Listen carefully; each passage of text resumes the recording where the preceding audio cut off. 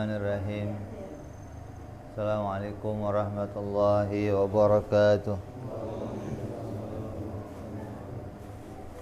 Al-Fatihah ila ruhi Sayyidina wa Habibina wa Syafi'ina Rasulillah Sayyidina Muhammad ibn Abdullah sallallahu alaihi wa ala alihi wa ashabihi wa azwajihi wa dhurriyyatihi Inna Allah yu'li darajatihim fil jannah wa yaqawna bi asrarihim wa anwarihim wa ulumihim wa nafahatihim wa barakatihim fid dini wa dunya wal akhirah wa yaj'aluna min hisbihim ويرزقنا محبتهم ويتوفنا على ملتهم ويحشرنا في زمرتهم بالعافية وسلامة لهم الفاتحة أعوذ بالله من الشيطان الرجيم بسم الله الرحمن الرحيم الحمد لله رب العالمين الرحمن الرحيم مالك يوم الدين إياك نعبد وإياك نستعين اهدنا الصراط المستقيم صراط الذين أنعمت عليهم غير المغضوب عليهم ولا الضالين آمين بسم الله الرحمن الرحيم نويت التعلم والتعليم والتذكر والتذكير والنفع والانتفاع والإفادة والحث على التمسك بكتاب الله رسول الله صلى الله عليه وسلم والدعاء إلى الهدى والدلالة على الخير ابتغاء مرضاته وقربه وثوابه وحسن الخاتمة مع اللطف والعافية وصلاح العاقبة Bismillahirrahmanirrahim. Alhamdulillahirabbil alamin. Wa bihi nasta'inu ala umuri dunya waddin. Wassalatu wassalamu ala Rasulillah Sayyidina wa habibina wa syafi'ina wa maulana Muhammadin sallallahu alaihi wa ala alihi wa sahbihi ajma'in. Amma ba'du, qala musanniful kitab Hadratus Syekh Said bin Armiyah rahimahullah wa ghafara lahu wa liwalidayhi wa nafa'ana bihi fid darain. Allahumma aftah qulubana futuhal arifin wa bihidmatika wansur alaina birahmatika ya arhamar rahimin. Ila anqal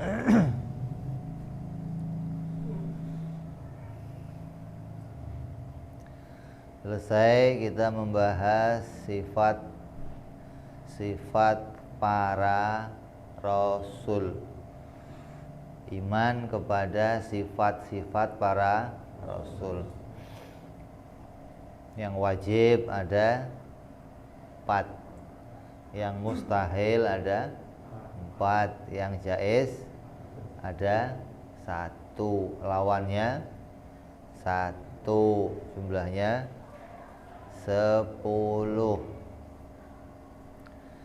Terus ditambah lagi kita harus iman pula kepada berita yang dibawa oleh Nabi Muhammad sallallahu alaihi wasallam. Yang pertama, al-imanu bisairil anbiya. Kita wajib iman kepada berita Nabi tentang Allah mengutus nabi-nabi terdahulu sejak Nabi Adam alaihissalam sampai baginda kita Nabi Muhammad sallallahu alaihi wasallam. Ini wajib kita imani khabarnya. Kalau orang-orang Yahudi, orang Nasrani tidak menerima semua nabi Allah, tapi orang Islam harus menerima semua Nabiullah, baik itu yang diutus kepada Bani Israel, diutus kepada kaum-kaum yang lainnya, semua wajib kita imani. Mereka adalah utusan Allah yang bersifat sidik, tabligh, amanah, dan fatonah. Ini wajib diimani. Jangan kayak orang Yahudi. Orang Yahudi itu tidak mengimani Nabi Isa sebagai nabi. Orang Yahudi menolak. Sebaliknya orang Nasrani nggak menerima Nabi Muhammad sebagai nabi. Jadi hanya umat Islam yang menerima seluruhnya. Siapa? Nabi Musa diterima, Nabi Isa diterima, Nabi Dawud diterima.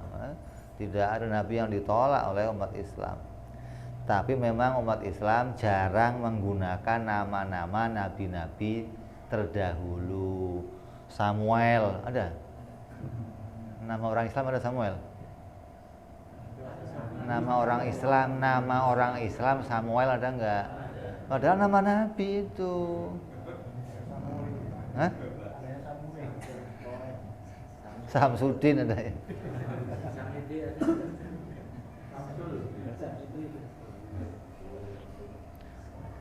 Kalau saya kasih nama anak saya Samuel gimana, Beb? Ya, yang penting jangan dibaptis saja. Dianggap bukan orang karena nggak terbiasa gitu loh. Sarah itu nama siapa? Istri Nabi. Anak orang kita jarang ngasih nama itu. Padahal itu orang Islam kan. Nama-nama kita juga. Hanya karena jarang dikasih nama itu jadinya dianggap asing. Kalau mereka semua dikasih nama Solomon, siapa?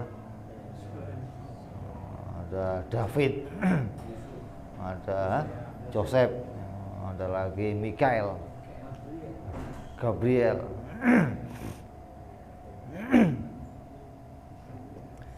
Jadi kita wajib iman tanpa mengurangi satu nabi pun, semuanya kita imani. Berapa jumlah nabi yang harus kita imani? Yang terperinci ada 25.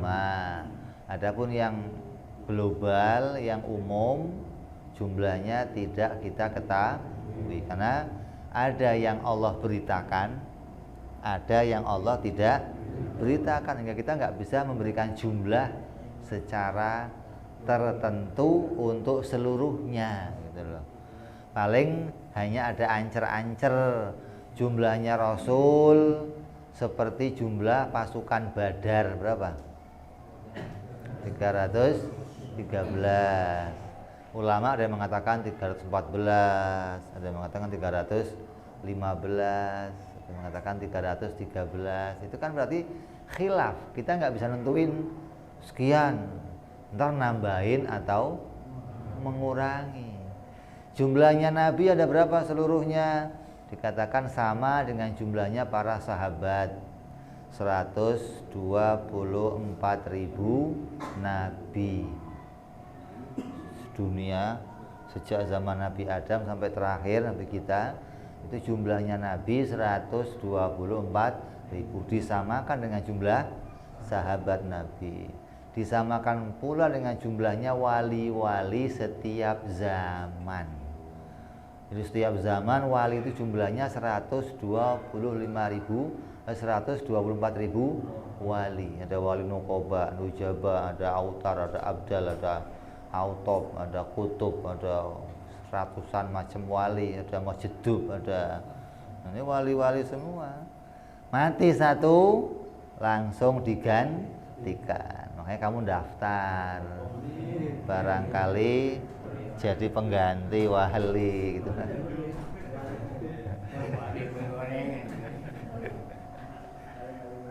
Jangan pesimis dikira yang jadi wali kan harus orangnya begini.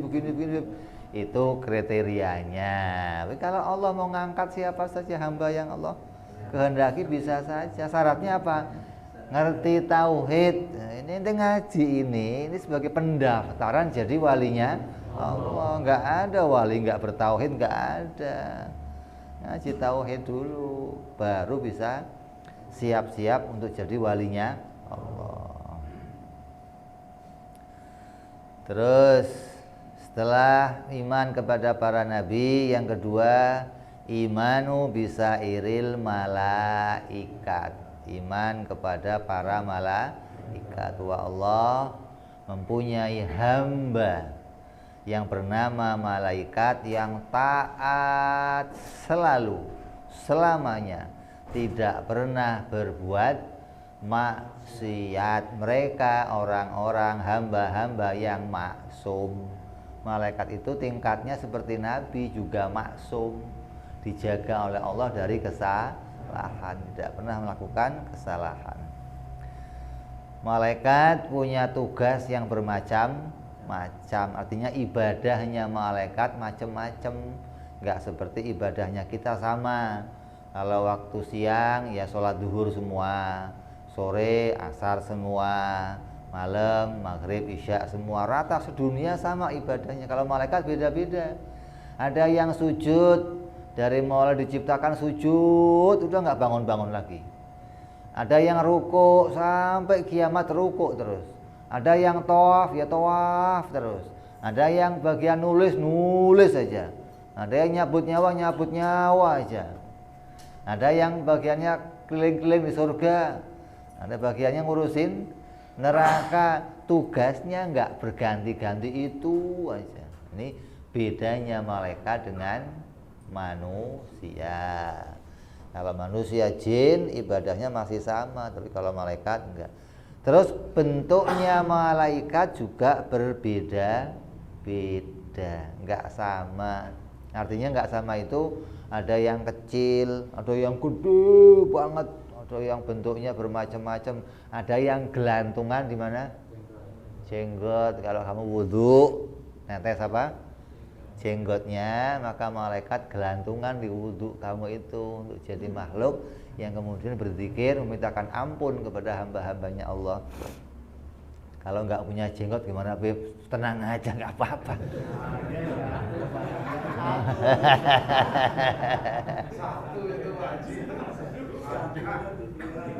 Satu juga modal.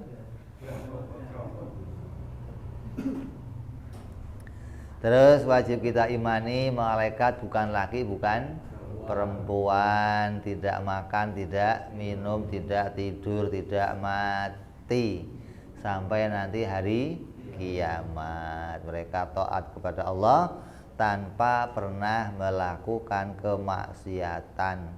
Berapa jumlahnya malaikat? Sama dengan Nabi, nggak tahu jumlah secara keseluruhan. Yang wajib kita imani berapa yang kita harus tahu terperinci? Ada 12, dan mengatakan 10. Jibril alaihi salam, Mikail, Israfil, Israil, Munkar, Nakir, Raqib, Atid, Malik, Ridwan. Ada yang nambahin malaikat Hamalatul Arsh, tambahin lagi malaikat Zabaniyah, penjaga neraka, yang jumlahnya ada berapa? 19 malaikat. Kemudian yang ketiga, iman kepada kitab-kitab yang diturunkan dari langit. Kutubis samawiyah, kitab-kitab langit. Kitab langit ada berapa? Nabi itu ada nabi-nabi yang diutus oleh Allah kemudian diberi kitab. Ada yang tidak diberi kitab. Maka jumlah kitab yang diturunkan oleh Allah nggak tahu berapa. Tapi yang wajib kita imani ada 4. Yang wajib kita imani dan kita ketahui nama-namanya ada 4, yaitu Taurat untuk Nabi Musa, Zabur untuk Nabi Dawud, Injil untuk Nabi Isa, Al-Quranul Karim untuk Nabi kita Muhammad Sallallahu Alaihi Wasallam. Adapun nabi-nabi yang lain ada yang diberi suhuf. Kalau kamu baca suratnya, Suhufi Ibrahimah wa Musa. Ada suhuf. Apa suhuf itu? Lembaran-lembaran. Bentuknya bukan kitab satu gelondong, tapi lembaran. 2 lembar, 3 lembar, ada yang 9 lembar, 10 lembar.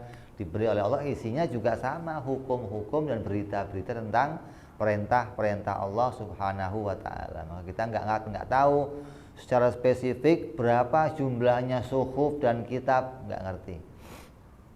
cukup kita ketahui banyak hanya Allah dan orang-orang yang dikehendaki Allah yang diberi tahu. Kita cukup tahunya secara ijmal, pokoknya banyak.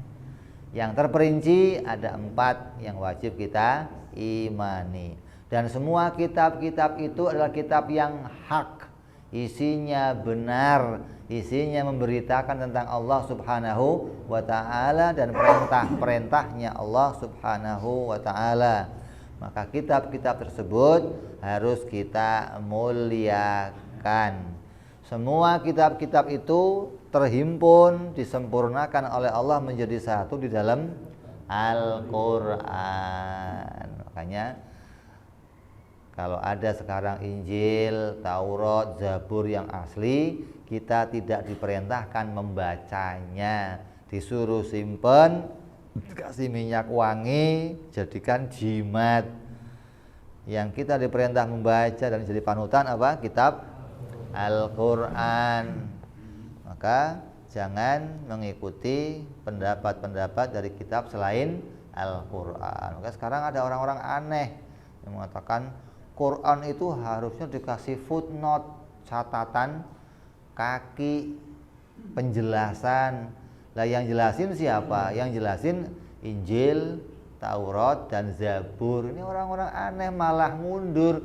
Mestinya Injil diberi footnote gitu, Taurat dikasih footnote, penjelasannya dari Al-Quran begitu, karena semuanya sempurna di dalam malah dibalik. Quran suruh ngasih footnote. Hanya urusannya apa? Tentang kisah-kisah para nabi. Memang kisah-kisah para nabi banyak dijelaskan, diceritakan di kitab-kitab terdahulu. Di Injil, di Taurat dikisahkan nabi-nabi terdahulu. Di Quran disebutkan namanya, tapi terkadang nggak dikisahkan ceritanya bagaimana. Yang dikisahkan hanya beberapa nabi. Maka banyak kemudian ulama yang mengambil kisah-kisah para nabi dari kitab-kitab terdahulu. Tapi sayangnya ketika mengambil kisah-kisah nabi terkadang mencacati derajat kemuliaan para nabi. Karena Bani Israel itu kalau mensifati nabi kadang nggak beres, asal nyifatin. Kadang sifat makhluk, sifat yang rendah disifatkan pada nabi. Kita nggak bisa, kita selektif. Kalau mau ngambil berita dari orang-orang Israiliyat, harus berita yang sesuai dengan Al-Quran dan hadis, dengan i'tiqad kita. Kalau nggak sesuai gimana? Buang, tolak, jangan diterima riwayatnya. Terus yang keempat, al-imanu biyaumil qiyamah, yaumil akhir. Ini berita juga dari Nabi. Kalau nggak diberitain gimana? Kita nggak ngerti. Kalau terdahulu ada nabi-nabi lain, terdahulu ada kitab-kitab lain, terdahulu ada malaikat yang sampai sekarang ibadah kepada Allah, nanti akan ada hari kiamat. Kita nggak ngerti kalau nggak diberitakan para nabi. Apa itu hari kiamat? Hari kiamat yaitu hari di mana manusia dibangkitkan dari kubur. Kiamat itu asal dari mana? Koma yakumu qaim. Artinya kiamat. Ini dari asal kiamat itu begitu.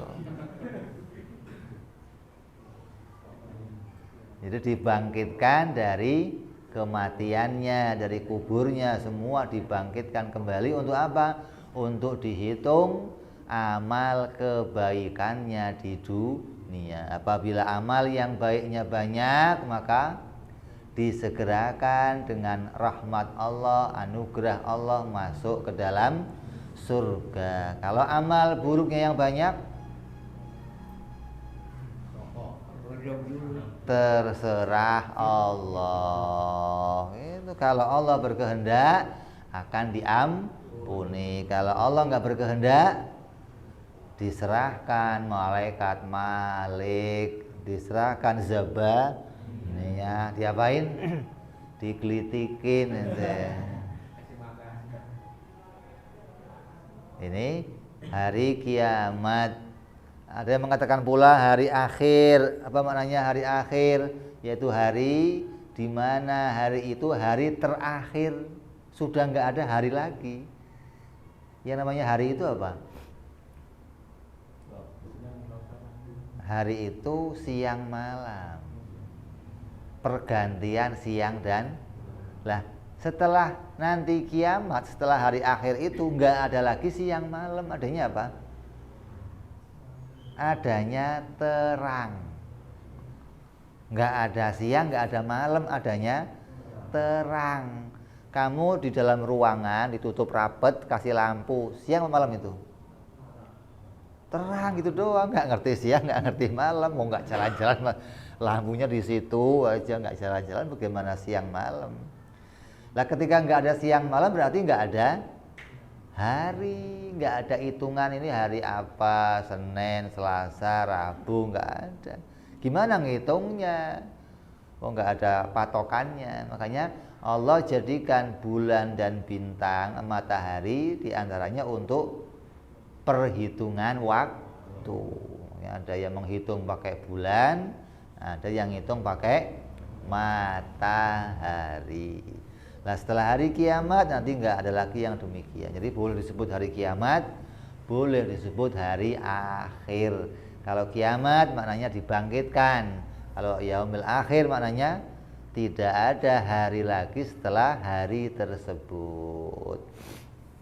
Artinya manusia hidup untuk selama-lamanya mencapai kebahagiaan atau selama-lamanya dalam kesusahan. Mudah-mudahan kita semua masuk surganya Allah Subhanahu wa taala dalam kebahagiaan, dalam kemuliaan dengan anugerah Allah Subhanahu wa taala. Ini yaumil akhir. Kemudian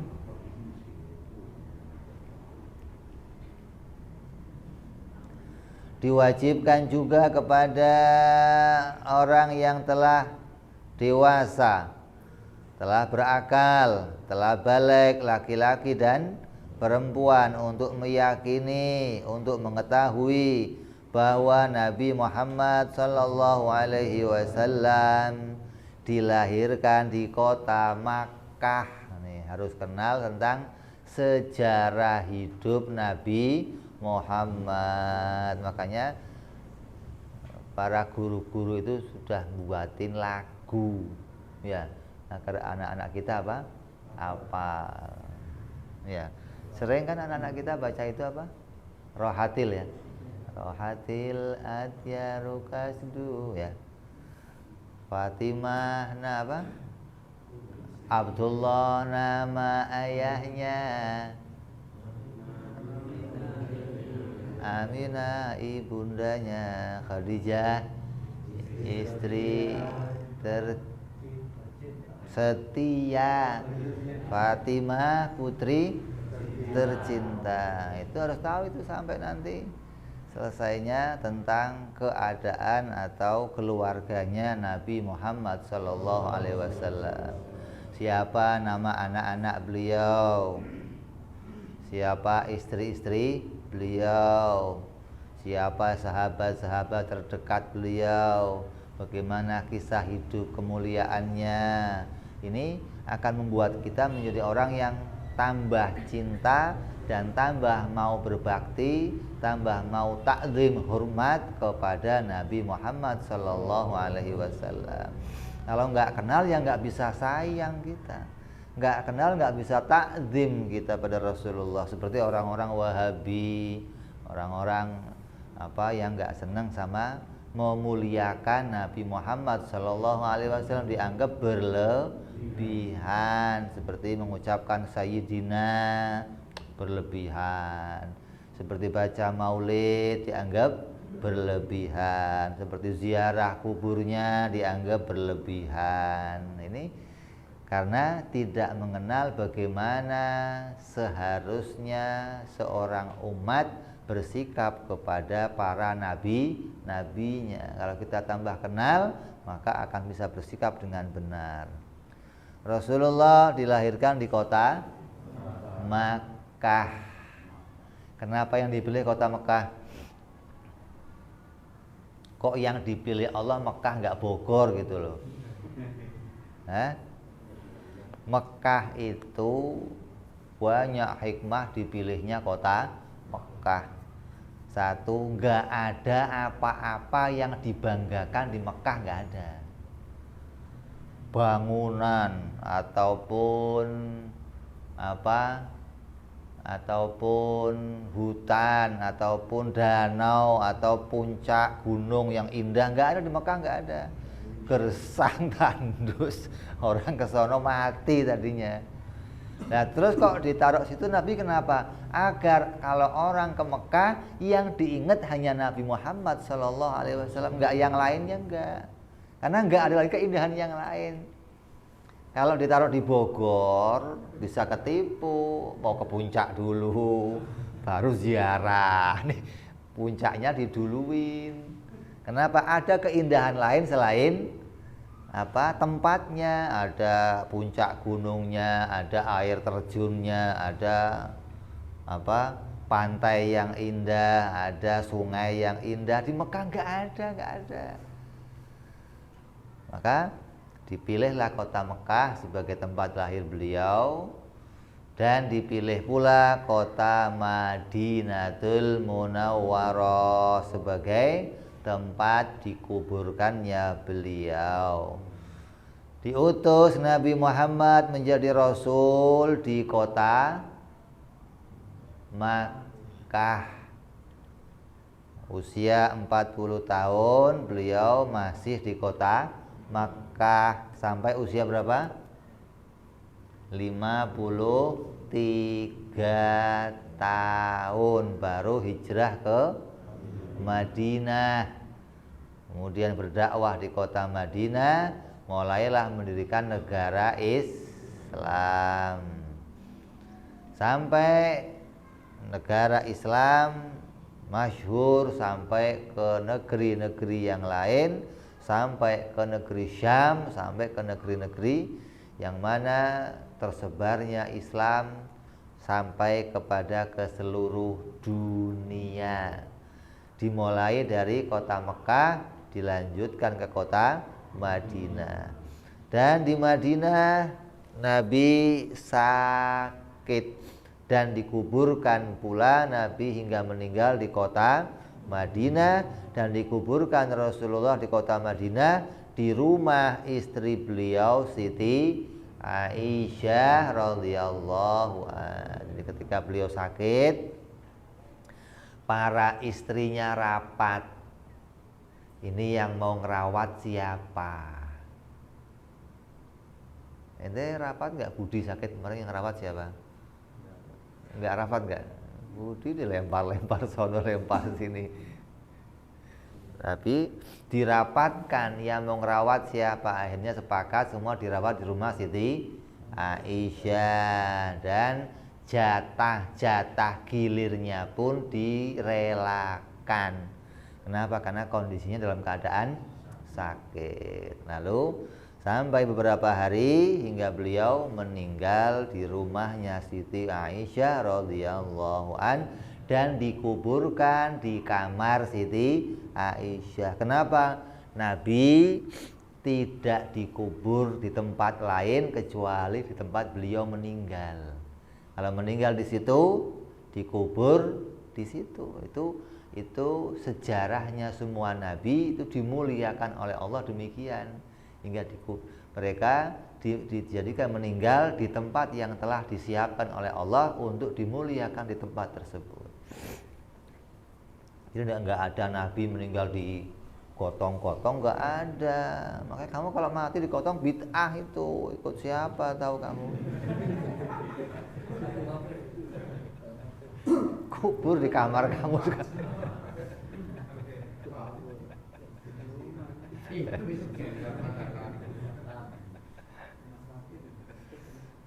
Tapi itu sesuai dengan apa yang diperintahkan Nabi. Kalau yang terjadi pada Nabi itu kekhususan dari Allah. Bagi kita ada perintah untuk kita laksanakan. Nabi membawa sahabat-sahabatnya dikubur di kota di tempat Baqi, ada di Ma'la. Kalau di Mekah apa?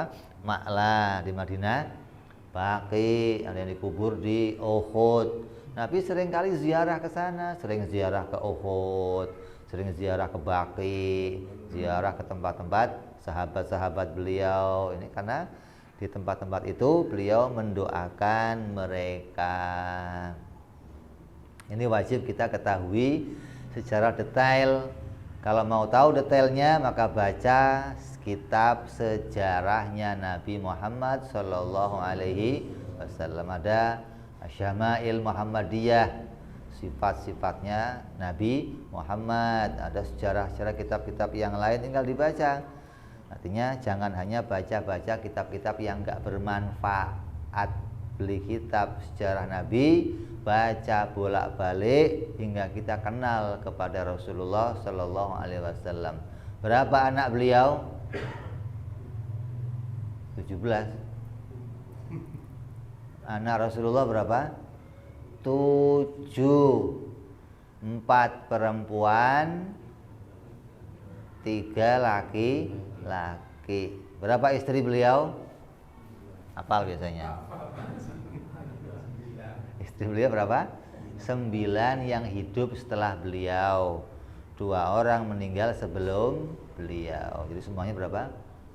11. Ini yang disepakati oleh ulama. Yang lain mengatakan, ada yang ngomong 17, 21. Ada yang mengatakan, kenapa? Karena ada wanita-wanita yang kemudian akan dinikahi oleh Nabi tapi enggak jadi, ada yang dibatalkan, ada yang ini selisih pendapatnya para ulama. Tapi yang disepakati jumlahnya ada 11. Istri beliau dan anak-anak beliau ada 7 orang, 4 orang perempuan, 3 laki-laki. Siapa namanya? Yang laki siapa? Qasim, Abdullah, Ibrahim. Yang wanita? Zainab, Umi Kulsum, Ruqayyah dan Fatimah. Ini istri-istri anak-anak beliau. 6 orang anak dari Siti Khadijah dan 1 orang anak dari Mariyatul Qibtiyah. Yang lain tidak melahirkan putra maupun putri. Kemudian diwajibkan juga untuk mengetahui kepada orang yang akil balik, laki-laki maupun perempuan, bahwa sungguhnya Nabi Muhammad Sallallahu Alaihi Wasallam adalah manusia yang ganteng rupanya. Semua Nabi ganteng, gak ada Nabi yang gak ganteng, gak ada. Nabi kayak ente itu gak ada. Ente cari sejarah coba, cari Nabi yang jenggotnya 1, gak ada. Ada banyak jenggotnya. Nabi kok hitam, momennya keriting, nggak ada. Nabi semua dilahirkan dalam keadaan rupa yang ganteng dan suara yang fasih. Ini semua Nabi, wajahnya ganteng dan suaranya fasih. Wajib kita imani, jangan sampai tidak kita imani. Nabi Muhammad Sallallahu Alaihi Wasallam adalah manusia yang paling ganteng di antara semua nabi. Lah katanya Nabi Yusuf ganteng, Bib. Nabi Yusuf ganteng sampai orang yang lihatnya apa? Terpesona. Karena pesona Nabi Yusuf itu sampai membuat para wanita kelepek. Makanya sering orang baca surat Yusuf biar anaknya kayak Nabi Yusuf. Sering baca kamu? Anaknya, istrinya hamil dibacain surat biar anaknya ganteng kayak Nabi itu aneh. Kalau istri kamu jelek, anaknya ganteng, curiga ini dari mana? Bukan anak sendiri. Iya dong. Dibacain surat Yusuf itu maksudnya biar menjaga kehormatannya seperti Nabi Yusuf. Nabi Yusuf itu menjaga kehormatannya, mau ditarik-tarik sama wanita nggak mau. Kalau kamu kan narik-narik. Nabi Yusuf ditarik-tarik masih lari-lari nggak mau. Kamu sampai pasang pelet, pasang saking nggak menariknya biar sampai dibelain puasa-puasa biar pada menarik semua. Dibacain surat apa? Maryam. Biar apa? Biar bisa menjaga diri seperti Siti Maryam. Begitu maksudnya. Biar punya kemuliaan seperti Siti Maryam, biar punya giroh agama seperti beliau. Bukan urusan cantiknya. Kalau cantiknya lu carinya istri yang cantik. Jangan udah istri asal nemu maunya anak yang cantik gimana. Kadang nemu istri di jalan ada. Ya, yang nemu istri di jalan, main Facebook nemu istri kan di jalan itu. Ya, asal kenalan sama orang di jalan, di warung, di mall, kawin. Nemu istri kok di jalan. Nemu istri di rumah, samperin bapaknya, emaknya kenalan gitu. Jangan di jalan. Lah gantengnya Nabi Muhammad Sallallahu Alaihi Wasallam itu penuh wibawa, bukan mempesona, hingga orang yang melihat parasnya Rasulullah Nabi Muhammad akan tertunduk wajahnya karena penuh dengan kewibawaan.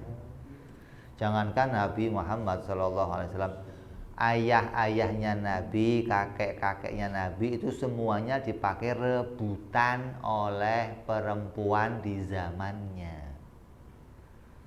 Jadi setiap yang dilewati oleh nur cahayanya Rasulullah, selagi cahaya itu ada pada diri mereka, itu cahaya itu membuat orang semua tertarik sama mereka, tergila-gila sama mereka. Ketika cahaya itu telah berpindah ke rahim istrinya, pudar kegantengan itu, pudar ketertarikan mereka sama para pemilik jasad-jasad yang telah lepas cahaya Rasulullah dari diri mereka. Dan keistimewaan Rasulullah dilahirkan oleh keduanya. Bapaknya melahirkan, istrinya juga melahirkan. Kalau kamu kan enggak.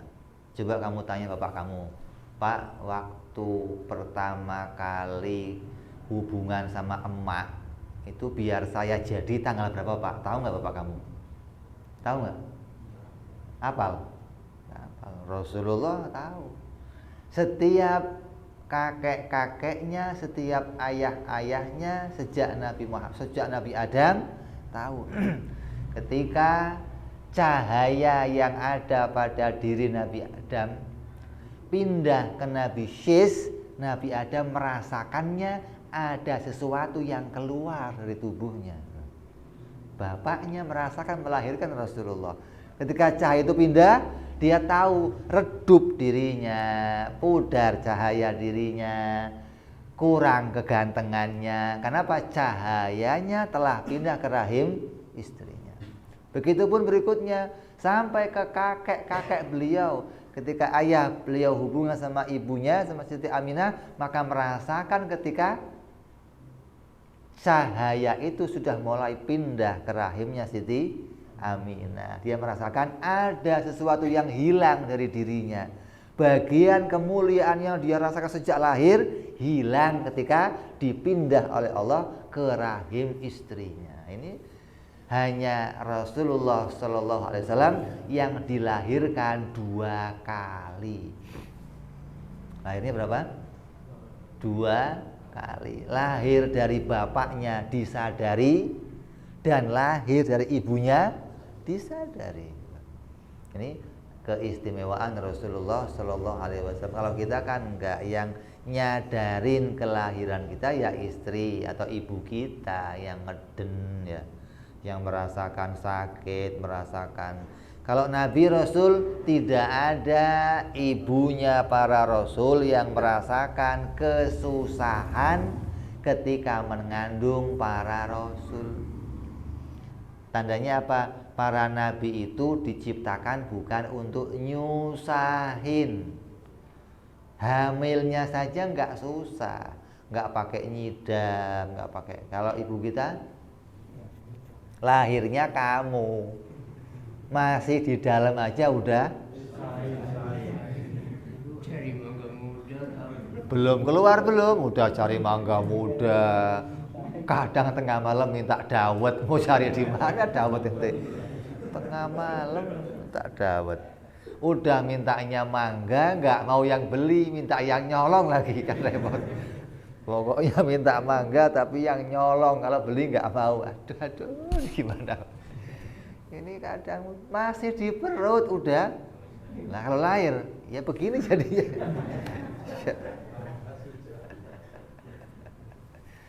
Para nabi tidak demikian. Dan para nabi dilahirkan tidak dari jalan yang biasa. Semua nabi dilahirkan dari jalan khusus. Kalau sekarang itu operasi sesar, tidak lewat jalannya yang umum. Allah berikan jalan yang istimewa, jalan yang khusus untuk lahirnya para nabi-nabiullah. Bahwa para nabi, khususnya nabi kita Muhammad sallallahu alaihi wasallam adalah manusia yang ganteng rupanya.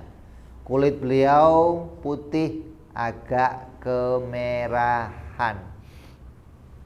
Kulitnya kulit yang istimewa. Ketika Nabi lahir,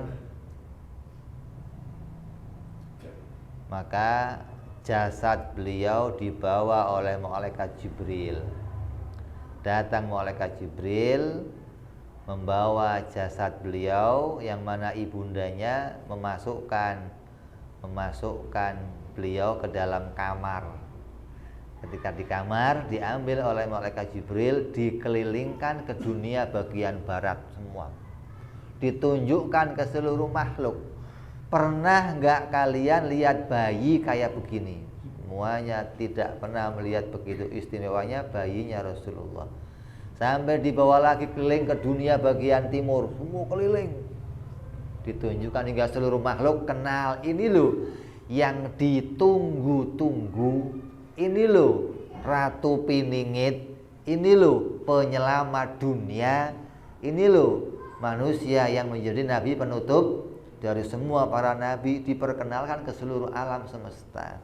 Hingga seluruh hewan-hewan, seluruh makhluk-makhluk lain berebut untuk mengurus Rasulullah Sallallahu Alaihi Wasallam. Ketika ditawarkan siapa yang akan menjadi ibu susunya, semuanya berebut. Para hewan-hewan berebut, burung-burung berebut, agar kami saja ya Allah yang mengurusnya. Tapi keputusan Allah ditentukan bahwa yang akan menjadi ibu susunya adalah Siti Halimatus Sa'diyah yang berasal dari kampung Bani Sa'ad. Ketika dibawa ke kampung Bani Sa'ad telah bertahun-tahun kering kerontang, kambing-kambingnya kurus. Kenapa? Enggak ada rumput satupun untuk bisa dimakan. Begitu ontanya Rasulullah, onta yang dinaiki beliau menginjak tanah Bani Sa'ad, enggak pakai nunggu hujan, tumbuh rerumputan. Coba tandanya apa itu? Tandanya apa? Hah? Rahmatnya melebihi hujan. Coba. Orang mengatakan hujan ini rahmat. Rasulullah rahmatan lil alamin, sumbernya segala macam rahmat, di atas segala macam rahmat yang Allah turunkan di dunia, hingga nggak perlu nunggu hujan tumbuh rerumputan. Coba, ini istimewanya Nabi kita Muhammad sallallahu alaihi wasallam. Hingga penduduk kota Bani Sa'ad mendapat keberkahan dengan adanya Nabi Muhammad di kota tersebut. Sampai Siti Halimah rencananya nggak mau ngembaliin Nabi Muhammad. Coba kalau dipulangin berkahnya hilang dong tempat saya, ntar kampung saya nggak berkah lagi dong, hingga tidak ingin dikembalikan. Tapi apa yang Allah kehendaki berbeda.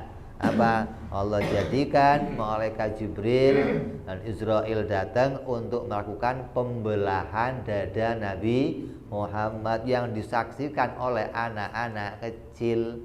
Lalu anak-anak itu lapor ke ibundanya Siti Halimah, ibu, Nabi Muhammad mati, Muhammad kotmat, Muhammad sudah mati. Ada 2 orang datang membelah dadanya. Siti Halimah ketakutan, maka disamperin.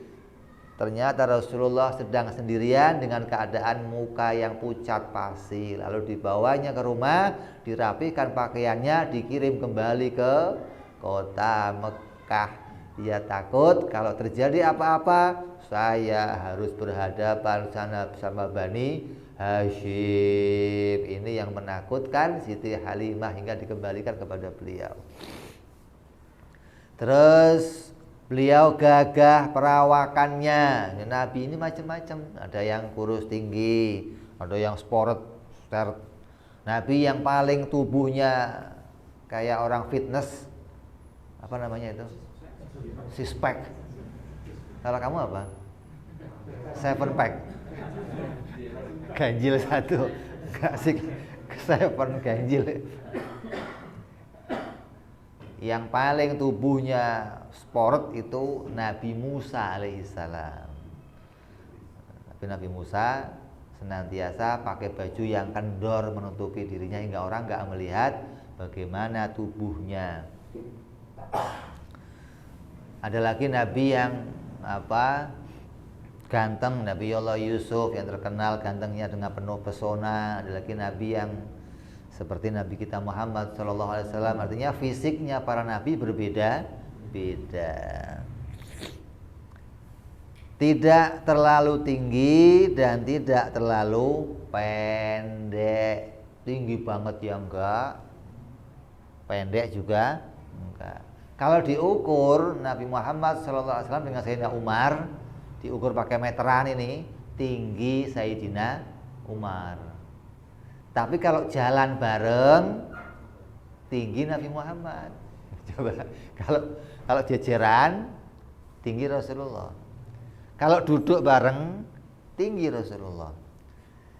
Sahabat duduk bareng sama Rasulullah, orang baru masuk akan tahu itu loh yang Nabi Muhammad. Nggak usah pakai nanya, akan tahu itu yang Nabi Muhammad. Kenapa? Allah tampilkan perbedaannya. Ini paras atau perawakan yang dimiliki oleh Nabi Muhammad SAW. Kalau kumpul sama orang yang pendek, ya lebih sedikit, nggak terus jeglek, itu enggak, sedikit.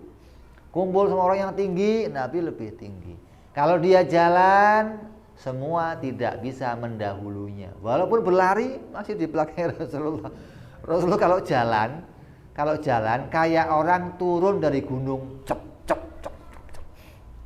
Tapi ya nggak berlari, santai aja. Orang yang lari ngejar itu nggak nyampe. Ini keistimewaannya Nabi kita Muhammad SAW. Dan kalau beliau jalan, semua tempat menjadi wangi.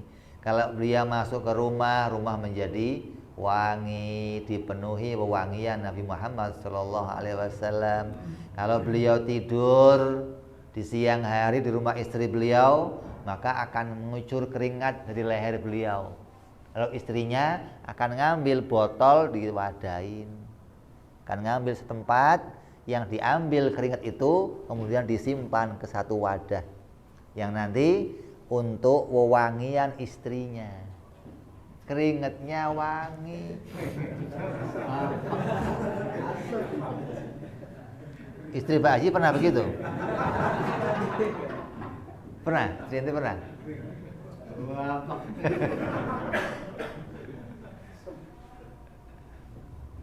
Walau kita udah diminyakin, udah dimuasi aja,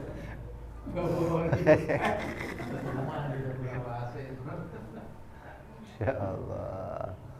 Ini kekhususan yang dimiliki oleh Nabi Muhammad Sallallahu Alaihi Wasallam.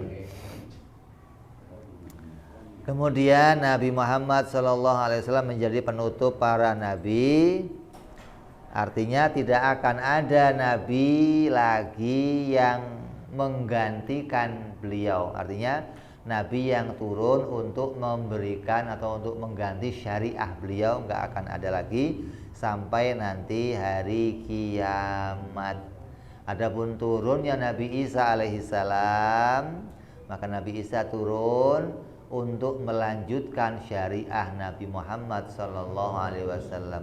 Andai nabi-nabi yang lain turun, nabi yang belum meninggal siapa aja? Nabi Isa alaihissalam, terus Nabi Idris alaihissalam, Nabi Ilyas alaihissalam, Nabi Khidir alaihissalam. Andai mereka turun semuanya bersamaan, mereka tidak akan mengajarkan, menyampaikan syariah beliau terdahulu, tapi akan melanjutkan syariah Nabi Muhammad sallallahu alaihi wasallam sebagaimana nanti turunnya Nabi Isa alaihissalam. Waktu Nabi Muhammad Isra Mi'raj turun ke dunia sampai pada kita, bawa oleh-olehnya apa? Sholat. Lah, Nabi Isa naik belum turun-turun. Kalau Nabi kita naik langsung turun, Nabi Isa naik enggak turun. Turunnya kapan? Nanti akhir waktu turun bawa apa? Perintah sholat sama.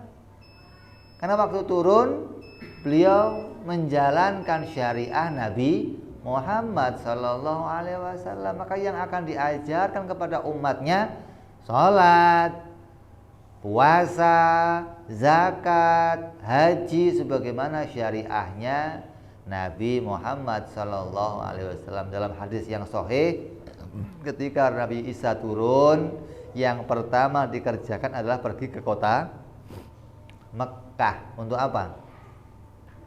Untuk apa? Untuk pergi haji. Dia belum jadi Haji Isa sampai sekarang belum.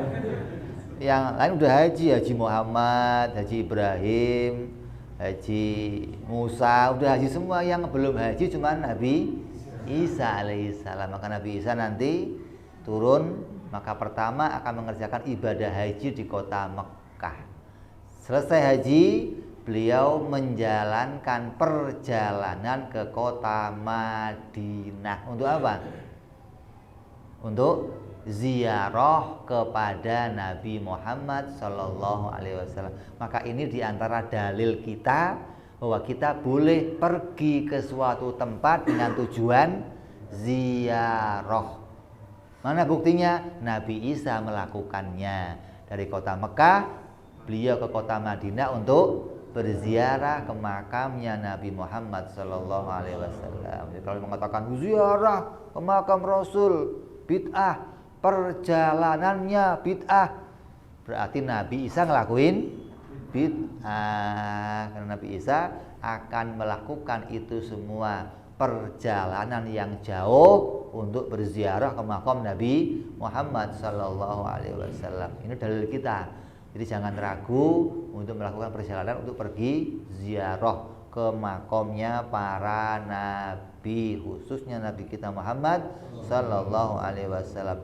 Di kota Madinah beliau berjumpa dengan Rasulullah dan mendapatkan pelajaran langsung tentang agama Islam. Lalu beliau barulah mengajak umatnya untuk kembali masuk dalam agama Islam. Yang mau maka akan berjuang bersama, yang tidak mau akan diperangi oleh Nabi Isa, hingga semuanya nanti akan memeluk agama Islam. Nabi Isa datang membantu Imam Mahdi, yaitu keturunan Rasulullah Shallallahu Alaihi Wasallam yang disiapkan untuk menjadi ratu adil, di mana akhir zaman nanti akan hilangnya keadilan, akan banyaknya fitnah, maka Imam Mahdi diperintah untuk menegakkan kembali keadilan dan dibantu oleh Nabi Isa alaihissalam hingga terjadilah dunia menjadi gemah ripah loh jinawi, toto tentrem kerto, apalagi hingga semuanya menjadi seperti yang diharapkan oleh semua manusia, hidup nggak pakai pajak, hidup dalam kedamaian, keadilan semua diterima, nggak ada fitnah macam-macam, semua dalam keadaan damai. Itu terjadi setelah turunnya Nabi Isa nanti, setelah melawan Dajjal. Setelah matinya Dajjal, dunia akan menjadi makmur dan tentram. Ini batasan kita mengetahui akidah. Maka selesailah pelajaran yang kita sampaikan dari mengenal sifat-sifat Allah dan mengenal sifat-sifat para Rasul alaihi wassalatu wassalam. Insyaallah kita akan sambung yang akan datang. Tinggal bicara kesimpulan insyaallah. Wallahu a'lam bishawab. Wa ila hadratin nabi. Al-Fatihah. A'udzu billahi minasyaitonir rajim. Bismillahirrahmanirrahim. Alhamdulillahirabbil alamin arrahmanir rahim maliki yaumiddin. Iyyaka na'budu wa iyyaka nasta'in. Ihdinas siratal mustaqim. Siratal ladzina an'amta 'alaihim ghairil maghdubi 'alaihim waladdallin. Amin. Ya Rabbana darabna بأننا اقتربنا وأننا أسرفنا على لظى أشرفنا وتوب علينا توبة تغسل كل عوبة واستر لنا عوراتي وآمن رواتي واغفر لوالدينا ربي ومولودينا والأهل والإخوان وسائر الهلان وكل ذي محبة أو جيرة أو صحبة والمسلمين أجمع آمين ربي فضلا وجودا منا لا باكتساب منا بالمصطفى نهضى بكل سولي صلى وسلم ربي عليه عند الحب وآله وصحبه دد ضعز صحبي والحمد لله بالبدء والتناهي سبحان ربك رب العزة عما يصفون سلام على المرسلين والحمد لله رب العالمين. Assalamualaikum warahmatullahi wabarakatuh.